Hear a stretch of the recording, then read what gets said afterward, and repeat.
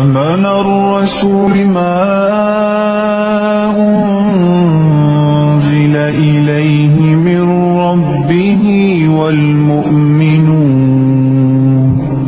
كل آمن بالله وملائكته وكتبه ورسله لا نفرق بين أحد من رسله وقالوا سمعنا وأطعنا غفرانك ربنا وإليك المصير لا يكلف الله نفسا إلا وسعها لها ما كسبت وعليها ما اكتسبت ربنا لا تؤاخذنا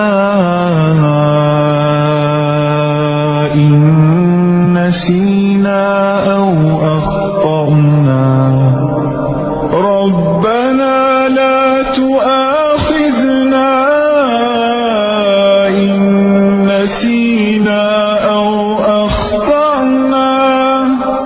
ربنا ولا تحمل علينا إصرا كما حملته على الذين من قبلنا ربنا ولا